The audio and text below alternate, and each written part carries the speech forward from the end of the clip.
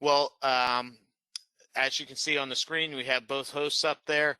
I have been with Holganix for 6 years, and previous to that, owned and operated a few lawn care companies, and also did consulting with other lawn and landscape companies through the industry, and played a lot of golf, but did not consult with any golf courses until I was with Holganix. So I love having the opportunity to talk shop with superintendents and experts in the field. So it's great to have you here, Joey. Why don't you give a little bit of your background so everybody kind of knows your perspective on what we're talking about today. Thank you. Appreciate the opportunity to be a part of this webinar. I've been in the industry for over 20 years, about, I would say, 9 years in the golf course construction, and then the rest of my 10 years been in maintenance. I always, been doing this a long time, and people always ask, well, how did you get started in this industry? And my very first job was at Timber Creek Golf Club in Daphne, Alabama, which is close to Mobile, Pensacola. And I started that Monday, and the assistant gave me a weed eater and a gas can, 27 holes, and it was the week of the Alabama Open. And he said, we have all nines come back to the clubhouse. When you get through with this 9, just start on the other 9. So for 3 straight days, all I did was weed eat pine trees in preparation for the Alabama Open. And then what's even funnier about that is when I finished all the weed eating, he then gave me a stick edger and a gas can and said, start doing the cart pass. So, that was kind of my intro into golf and turf. And, I just really enjoy being outside. I play golf as much as I can, which lately hasn't been much. And so once I figured out I wanted to do this for a living, I guess you could say, is I went to school at a small community college close to where I grew up down there in the Baldwin County area, Faulkner State, and associate's degree. And then I had a friend that was involved in golf course construction, so I kind of got into that for about 8 or 9 years, and then got tired of traveling and wanted to get back into maintenance, and worked at craft farms in the Gulf Shores area, and then went to while in construction I was a project superintendent, but I was tired of traveling, so got an assistant's job at Craft Farms, and then a superintendent's job at a small club, Enterprise Country Club, and then kind of made my way to Atlanta and Brookstone Golf and Country Club, and then Cherokee Town and Country Club in Atlanta, and then Daniel Island, and then once I realized, to kind of go up the ladder in this industry, so to speak, I wanted to get my bachelor's degree. I wanted to do everything I could to improve myself, both professionally and personally. So I did. I got my bachelor's through Penn State's World Campus. So that was a challenge. Had a new child, a new job, and trying to pursue a bachelor's degree all at the same time. But and then I came to Daniel Island in January of 2019, and it's been a busy couple, 2.5, 3 years here. So we've had a lot of projects going on to get the courses and the facilities back to the standards that our members expect and where we need to be. I didn't realize that we had Penn State in common. So yes. we'll save that for another conversation, but that's yes. pretty cool. Yeah, their online program is phenomenal. If you, this is for everyone. If you ever want to pursue this industry and you can work and go to school at the same time, I mean, technology has changed so much that it was a really good experience. I've never been to Penn State. I plan on going one day, but I'm very thankful for pursuing that and achieving that goal of mine. Yeah, Happy Valley's a cool place. You have to check it out. So our agenda today is we're going to go through basic Q&A with Joey, and then we'll open up the discussion for the audience to dive into some more details. And we'll keep it pretty light and see where this goes. With the, kind of a quick overview, what Joey uses primarily is Bio 800 GOF. So what we're focused on when we're talking about Bio 800 GOF is the increase in nutrient uptake. When we improve the soil health and improve the root system, we're able to get more nutrients, water, even oxygen into the root system and therefore into the plants, is stimulating that growth and increasing the germination. And you'll really see the amount of different benefits through our conversation for Bio 800. We can go into the cell sheet of it, but I think that there's more value in the real case studies and what you've seen. So we're going to dive right into that. So the first question that we are going over is, so what's your program look like? What are you dealing with, and how do you kind of face those challenges on a regular basis? So we incorporate the Holganix product in our soil spray. So here at Daniel Allen, we have 36 holes. So we alternate our sprays, one golf course 1 week, of course the other golf course the next week with our soil spray. Our rate is 14 ounces per thousand whenever we apply the product. And it's been a really good product for our program for multiple reasons. We just, the picture that's in the PowerPoint, that is a putting green that we rebuilt last year. And I believe, if I remember right, that picture was taken in January because you can faintly see the dormant Bermuda grass in the distance. And we had a pretty cold January here for the Charleston area. I think 3 straight weekends we were in the low to mid 20s, which is very, very uncommon here. But we incorporate this in our maintenance program and especially during our grow-in program at the 14-ounce rate. And the biggest thing that I've seen, and talking to some of my peers, even the local grass grower that we got our tip eagle from, New Life Turf. And just funny, today I was with the president of Total Turf, showing him some samples on our grains that we just redid, and they're only 8 weeks old, and we have 7-8 inch roots.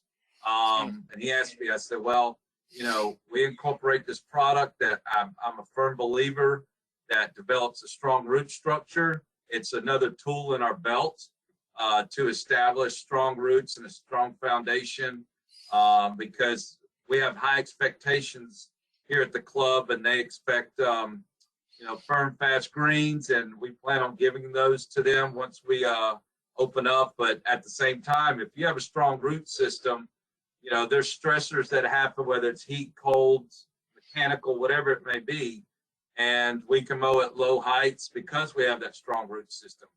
Our program is all foundation built. We want as much of a strong root foundation as possible. And so we typically will spray our soil spray year round. Now, if we get a stretch where, it's snow or what have you, which is very uncommon also, or really, really cold temperatures, we might skip it a week or so, but we spray it all year round. As far as a maintenance practice. And then during the grow-in, we incorporate it 2 weeks after plants. And we're in the process. I don't know if I mentioned, we're about to open one golf course. We renovated the greens, and we're in the process of renovating the other 18. And within 2 to 3 weeks, we have 4-inch roots. That has really helped us to progress throughout the renovation. So it's been a really good program for us. The other key for us is many times in the past and even throughout my career, the concern was, well, if you have, USGA spec greens, whether it's a 80-20, 85-15, 90-10, 95, whatever you choose, that moisture may be a challenge. And what's interesting for us is we don't put a lot of water on our new greens. We've had some rain lately, which has been beneficial, but the month of May, we went, the entire month of May, we only had a 1/4 inch of rain, and it was 95 degrees, wind blowing because we're close to the water, the marshland, the coast. And although we were in the process of renovating the other 2 golf courses, the putting green has been kind of our template. And we use TDRs every day, morning and afternoon, checking moistures. And the putting green, we've been able to maintain moisture anywhere from 15 to 20%. But at the same time, our roots are 7, 8, in some cases 9 inches long. So I ask, I don't sit there and determine as a director how much water my superintendents need to put on their putting surfaces. We use the TDR. And there were stretches where they would run 10 minutes on a Sunday, and they don't have to put water on it until Friday, and that's spotty with the hose. So what does that tell me is the roots are there. They're not shallow where they dry out. So, and I can tell you, as long as I've been doing this, I've championed Mini Birdie, Tiff Eagle. What else? I think that's it. Tiff Green 328. I have never had roots until I started using Holganix like this. It's just amazing. Well, I guess we could be done the commercial. No, that was a great endorsement. And it goes to a lot of the other results that we see.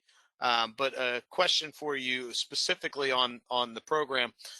So one thing to mention is you're primarily just using this on the greens. You're not using it on tee boxes, fairways, rough, except for like specific occurrences, right? That is correct. There have been times where I'll use it when I even recently during the project where we'll lay sod, and before we start pouring the water to it, we'll do an application of this over the grass where we think we need to, and the root development is unreal. I mean, there's 3 or 4 inch roots in a heavy clay soil within less than a week. Because the majority of our project is focused around the green complexes, not necessarily fairways and tees and so forth, but I have used it before in other parts of the golf course and have seen great results. So I think that one of the misconceptions that people have when they adopt a product like this is that they're adopting a kind of a different philosophy, but it's not a huge commitment. How much product do you get per week? Because you actually so for anyone that doesn't know, the Bio 800 product has to be refrigerated for long-term storage. Joey, you don't use refrigeration, right? No, I used to, and then storage was a challenge for me to have the refrigeration unit. So, I think I wear out Seth at the office quite a bit with emails just reminding him. But we've kind of set up a system now that we're getting towards opening a golf course, and even in the past before that is I would send in an email and say, hey, send me 3 or 4 cases as long as I have them here by Friday for my Monday spray, and I just keep them in our office. Well, we have the AC running at anywhere from 68 to 72 degrees, and some people have that I've talked to that they don't have the storage for the refrigeration unit, and I tell them, I said, you don't really have to have it, because I also believe the technology's changed a little bit with that also, where it's not a necessity. Right. It's more for the long-term storage. Exactly. You just don't want to have this stuff sitting outside baking in the sunlight. But when whoever delivers UPS or FedEx, my staff knows, get it and put it into our break room or an area that is climate controlled, and then we keep it there until it's time to spray. Yeah. So I think two highlights from that are, one, you're only getting 3 to 4 cases a week, you know, and it's not a tremendous amount of product. The other thing is the convenience of just getting it that often and not needing to store a lot of it. It's not like you're getting a pallet of it, you're not getting bulk, but you're using it all the time, alternating between courses. So it can be set up in an accommodating way, you know, for even the steady usage that someone like you has. Yeah, and I mean, if I was an 18-hole golf course, I would only have to store it. You know, I'm only getting it every other week. Yeah. But since we rotate the soil spray, so an ease of use, mixture, all that I've never had one issue with it. Not one. Not one. And we will always tell everybody, you can tank mix it with anything that you want. It's going to tank mix pretty well. We usually stay away from fungicides, but even in the mid-Atlantic region, we have people that tank mix with fungicides and know that there's going to be some degradation of the product. But you know, when you're looking at labor costs, it's like, well, I'll take a little bit of degradation of the product in order to get all these benefits and cut down on the labor. And I agree. I would agree with you, because I've done that myself, because there's times throughout the year where we try and time our certain fungicides that we need to get into the soil with our soil spray. That way I don't have to do another app or another application of irrigation to get it watered in. We'll just combine the two of them. And, you know, I can speak for myself. I've never seen one issue in doing that, whether it's root reduction or, you know, mixing problems or anything like that. So I have never experienced it. And similar to the refrigeration aspect, we're being ultra cautious with those recommendations and guidelines. It's the same thing with tank mixing. We know that you can get away with a lot of flexibility there. We're just telling you the best way to do it. It doesn't mean you can't do it. Exactly.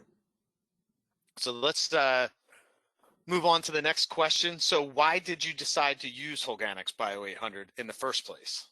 So I have a good friend that is the director at the Broken Sound Club, Shannon Easter. He was using it, and I was in a situation at Brookstone in Atlanta where I had a lot of contamination, mutated turf in my greens. As soon as I got there, I said, "What is this?" I didn't have a clue. I didn't know what it was. And once I figured out what it was, I said, "Okay, well, I need to have a plan to get it out." So we just started spot treating it and killing it, because even if you plugged it, if you didn't get the entire root system, the mutated turf would come back. So we started killing the areas and then plugging or sodding. And the first couple months, I was really having a challenge of developing some roots. And I was talking to Shannon, and I said, well, you know, the best thing about our industry, try not to jump around, is bouncing ideas off of other superintendents. Yep. At some point in time, we've either killed grass or figured out how to make grass stay alive. Everybody's figured out a wrong way to do it. Exactly. So, but the great thing about our industry is we're always sharing ideas. And he mentioned this product, Holganix, that he was using down there in Florida. And I said, well, I'll try it. And I can tell you, I mean, I want to say I had 3.5 acres of greens. And of the 3.5 acres at Brookstone, I probably had 20,000 square foot of plugs or sod on those greens. That's how much contamination was in there. And within less than 2 weeks, the fight of trying to keep the plugs and sod alive, because there was no roots, went away by just one app at the beginning at the 14 ounce rate. And then it got better and better and better because I went to an every other week program. So what it was doing is developing that root structure. And then I started getting roots, and I said, okay. And then ever since then, it's always been in my program. No matter where I've been, I've sprayed it. And because it's the first product, not to do a commercial here, that I have ever used, that I've seen with my own eyes, that will develop a sound root structure. And I'm even more encouraged while doing a grow in to have 3 to 4 week old greens, and I've got 5-6 inch roots. So it's just amazing. It's just, really impressed and really happy with the results. And going back to that with all the plugs, it reduced my application of irrigation and applying water, and because I didn't have to do it as much.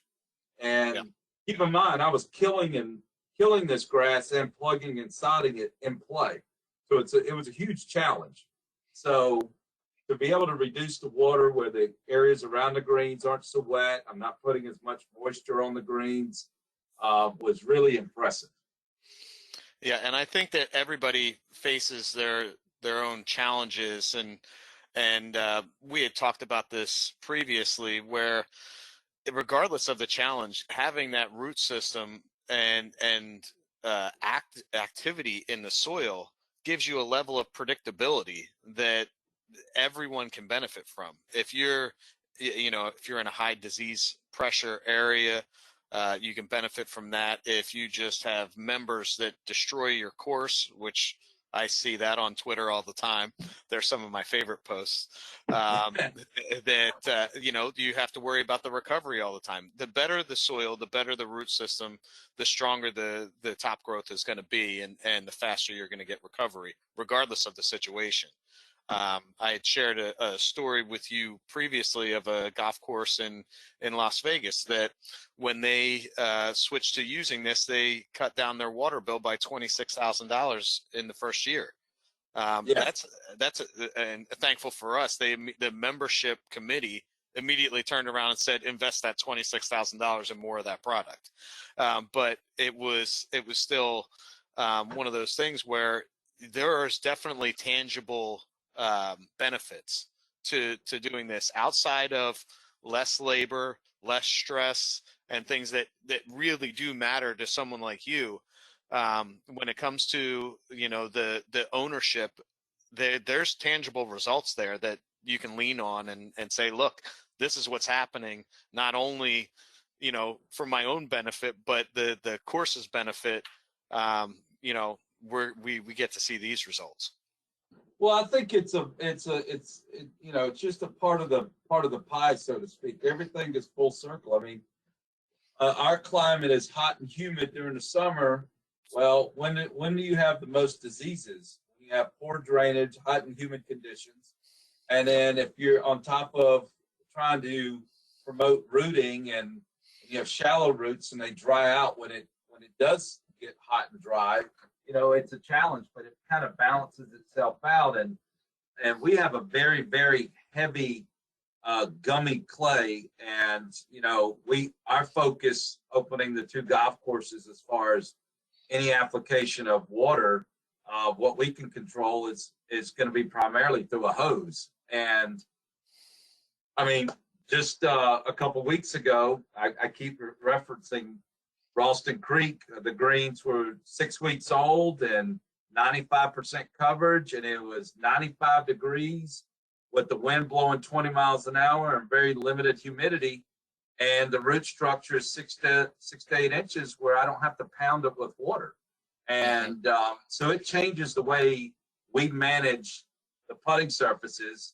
And to add to that, I mean, we're a very busy club, just like any other club with the increase of memberships. I mean, we average now anywhere from 65 to 70,000 rounds a year. But then again, our membership has a high expectation. And the only way for me to achieve those expectations with the putting surfaces is to have a strong root system. And this was a game changer for me several years ago, and it still amazes me to this day. Yeah, it's one of those things that, even though we see all the case studies and different testimonials and comments that come in, I mean, it happened again today where, we saw a new set of results, and it's just like, this is unbelievable what can happen. and that was a farmer that had sent in some pictures to us. But again, like sometimes it's just the simplest change in the soil changes the root structure, changes the plant, changes the overall results, and it in essence changes the way you think about doing things. Exactly. Yes, I agree. So, you know, we've kind of touched on this as far as the results that you've seen with the product, but any other highlights that you can think of as far as specifics? I would say also using this product during aeration. I've never dealt with bent grass, so I can't really speak to it, but I mean, grass is grass, and every grass needs roots. But I know from my experience with the ultra dwarfs, the week prior to aerification, we'll go out at the 14-ounce rate, and then once we have core aerified, removed all the material, and incorporated the coarser sand for that pore space, I'll come back with another 14-ounce per 1,000 application. And recovery time, since I've used this product, and like I said, over 20 years, maybe back then I didn't know what the heck I was doing, but lately when we aerify, it is amazing the recovery time. When I came to Daniel Island, long story short, there was one of the golf courses, the greens were in really bad shape. So we did a double drill and fill, a double 5/8 core. We tractor verticutted them. We just beat the ever living you-know-what's out of them. And prior to that, I mean, some people said there's no way it's going to take 2 months to recover. And prior to that, we did the 14-ounce of the Holganix, and I just put a half a pound of a hot fertilizer, and that was it. And then did the same thing a week and a half later, and within 3 weeks, you didn't even know we did anything. Mm-hmm. And it was amazing what we did to those greens. Now, if we had some other challenges with those that were subsurface, but the grass really recovered. It was very impressive. I would highly recommend any aeration that you do is apply before and after. And I can speak from my experience that recovery time is pretty rapid. And so I was really impressed with that. And you've worked with a few different soil types as well, right? I've worked with push-up, I've worked with California style, and I've worked with USGA, whether they're 1 year old or 23 years old. So, it's even the challenges that we had that eventually made us decide to do the 36-hole renovation this year. We had pretty good turf, but our problems were subsurface with drainage, which that's a whole nother story. But, it's amazing. I had the same program I'm doing right now is the same program that I've done since I've been here. And the root structure, although it's much better, even in the poor conditions that I was trying to grow grass in, I still had good 5-6 inch roots. But there was some challenges, but it's pretty similar. What percentage of your budget typically goes to the greens versus the rest of the course? Oh, that's a good question. You put me on the spot. I would say you're the director. You have to know this. Yeah, I know. When it comes to Fert and Chem, I would say it's somewhere around, because we do have 36 holes and 42 greens to maintain. I would say 40-60, 40% greens, 60%. As far as cost, cost would be maybe even 50. Just product cost you're talking about. Yeah, product cost. Because we have other areas, we have grounds and landscape and so forth and so on. So that kind of fudges the number a little bit. Yep. But of course, greens are the most important asset of any golf course. Yep. I've seen budgets where 85% of the cost was going to the greens. And I That's a little noticed that, high for me. That's a well, little high. what I noticed was after they started using Bio 800, that evened out a lot more. Because I think that they were just throwing so much at the greens to keep that performance there that the greens were almost working against them.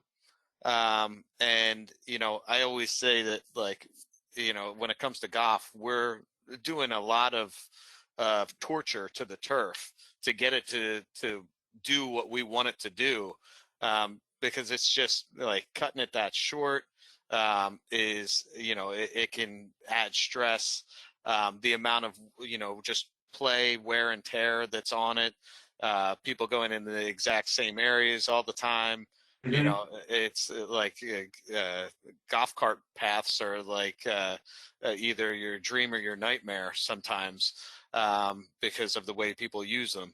But I think that that's one of the things that if you don't have the soil and the root system working for you, then your budget can really go out of whack.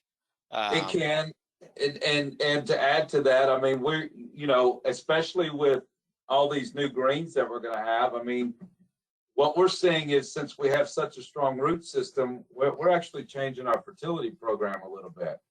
Do we really need to put all this nitrogen in? I mean, like I said, we have high expectations here, although we do on average 70,000 rounds, and every whether they're a poor golfer or a good golfer wants good, firm, fast conditions, and we can provide that with a strong root system. We mow our greens at 100, try to keep our speeds anywhere from 11 and a half to anywhere from 11 to 12.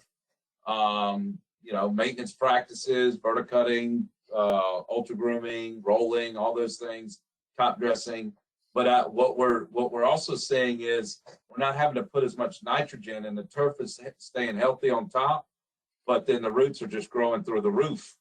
I mean, every day that our guy goes up to the putting green that we did last year and changes the cups, I'm up there every single time, and every time he pulls it out, I got roots dangling out of the bottom of the cup cutter. So that tells me that since it is a strong foundation, at times maybe I can push the limits a little bit for tournaments and so forth and so on. And you don't know what you can do until you try. And then if you take it too far, well, then you just pump the brakes. But you got to at least Yep. try and see what you can do. Yeah, and I think that it's been interesting to see how different superintendents have used the product in the past. When you just think about like some of the outlying problems that you face, I had mentioned cart paths, and they had a superintendent that was dealing with erosion issues from the wear and tear at the beginning of cart paths or in certain spots. And it was because the turf gets worn out. You have dirt that's exposed, and then you're going to have ruts. Then you got to, that's just an evolving problem. And so they started treating with the Bio 800 in those areas where they typically wouldn't be focused on the turf until there was no turf and they had a problem. So even if it was just like heavy wear areas, you use it there to make the turf more resilient so that you don't deal with those problems. And it's not like taking care of the greens. It's, hey, we got to do that treatment 2-3 times a year, not once a month, not every 2 weeks, just to give that benefit so that it's not unsightly and it doesn't, cause a problem down the road. And that's just, a lot of times you don't think about that in the budget until we gotta, re-excavate this and resod it, and it becomes a project rather than a 5-minute spray job. I totally agree. I mean, I wouldn't question that one bit. So any other thoughts, kind of in closing before we move into the Q&A session? No, I mean, I think I've touched on several things. I mean, I like I said, I can speak from my experience using all three ultra dwarfs. I don't have that much experience with the bent grass, and the different types of soils that I've had to deal with. And, the results I've seen since the beginning, this is one product that, I think jokingly when we were talking yesterday, y'all better never stop making it. So, I really, it's one of my number one products, top three products that I like to use. Well, I'll have to wait for you to retire before I can retire. I'll let my wife know. Yes, exactly. Well, good. Well, I appreciate the opportunity, and thank you very much. And if you need anything from me, just let me know, and tell Seth to keep shipping my boxes to me. Well, he's listening right now. He actually is on this. I told him he should be on this, and so I see him through my window laughing about your comments.